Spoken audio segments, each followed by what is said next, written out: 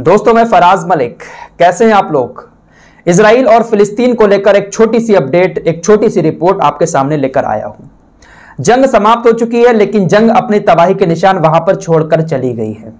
इस जंग के खत्म होने के बाद कौन सा देश किसके साथ है और कौन से देश की तरफ से क्या रिएक्शंस आए हैं, वही चीजें आप लोगों से शेयर करने आया हूं। लेकिन सबसे पहले मैं अपने देश की थोड़ी सी बात कर लेना चाहता हूं।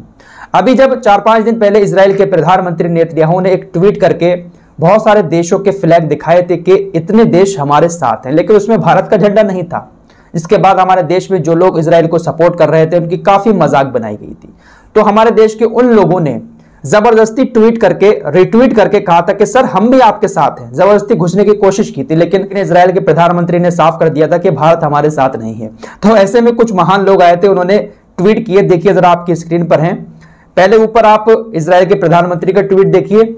चौथे नंबर पर एक फ्लैग है। तो उस फ्लैग को हमारे देश के कुछ महान लोग ट्वीट कर रहे थे, कह रहे थे कि देखिए चौथे नंबर पर भारत का फ्लैग है। ऐसे ऐसे महान लोग ट्विटर पे है। चौथे नंबर का जो फ्लैग है, जहां पर नीचे ब्लू कलर की लाइन है, उसको बता रहे थे कि ये हमारे देश का फ्लैग है। और ये लोग अपने आप को बहुत बड़ा देशभक्त कहते हैं। जिनको अपने देश के झंडे की पहचान ना हो, वो अपने आप को बहुत बड़ा देशभक्त मानते हैं। और ये कोई एक नहीं है, ऐसे हजारों देशभक्त आप लोगों को ट्विटर पर नजर आ जाएंगे, जो दिन रात दूसरे को गाली देकर ये साबित करने में लगे रहते कि भाई हम सच्चे देशभक्त हैं। तो यह है इनकी असलियत। फिलहाल पहले खबर आपको हमास की बता देते हैं। जंग खत्म होने के बाद हमास की तरफ से एक बड़ा बयान आया है। हमास ने कहा है कि इजराइल दोबारा हमला करने की गलती ना करे।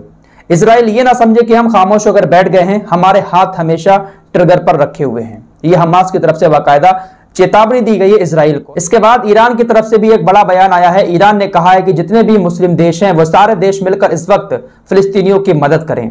फिलिस्तीन के अंदर जो तबाही हुई है, वहां के हॉस्पिटल तबाह हो गए हैं, स्कूल बर्बाद हो गए हैं, तो उनको बनाने में मदद करें। फिर से उनकी जिंदगी को पटरी पर लाने के लिए सारे मुस्लिम देश एक होकर उनकी मदद करें। तो अब देखते हैं कि कितने देश सामने आते हैं। वैसे यहां पर इम्तिहान है इन मुस्लिम देशों का। आपने जंग नहीं लड़ी, कोई बात नहीं, लड़ना भी नहीं चाहिए था, लेकिन अब जब फिलिस्तीनियों को आपकी जरूरत है, तब देखते हैं कि आपके अंदर कितना दम है और कितनी हमदर्दी है वहां के मुसलमानों से। देखते हैं कितने देश सामने आते हैं। फिलहाल मालदीव सामने आया है। मालदीव ने जो है इजराइल के ऊपर पूरी तरीके से बैन लगा दिया है। 2014 से ही वहां पर बैन था इजरायली प्रोडक्ट पर, लेकिन अब जो रिश्ते थोड़े बहुत भी बचे थे वो सारे रिश्ते खत्म कर दिए हैं।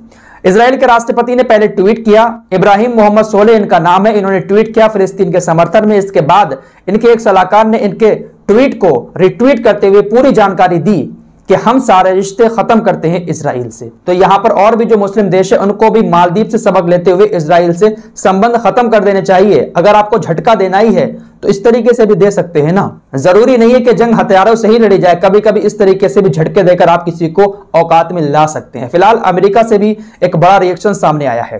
अमेरिका के राष्ट्रपति जो बाइडेन ने कहा है कि यह जंग तभी समाप्त होगी, ये जंग तभी हमेशा के लिए समाप्त हो सकती है जब द्विराष्ट्रीय वाला मामला जो है उस पर इजराइल सहमत हो जाए। यानी सीधे तौर पर समझे तो फिलिस्तीनी हमेशा से ये मांग करते चले आए हैं कि हमारा राष्ट्र अलग कर दो, इजराइल को अलग कर दो, बीच में एक बॉर्डर बना दो। यरूशलेम जहां पर इस वक्त बैतुल मुकद्दस और मस्जिद अक्सा बनी हुई है, वहां पर इजराइल की आर्मी हमेशा तैनात रहती है और इजराइल कहता है कि यह हमारी राजधानी है, लेकिन वो फिलिस्तीन के अंदर बनी हुई है, फिलिस्तीन उसको अपनी राजधानी मानते हैं।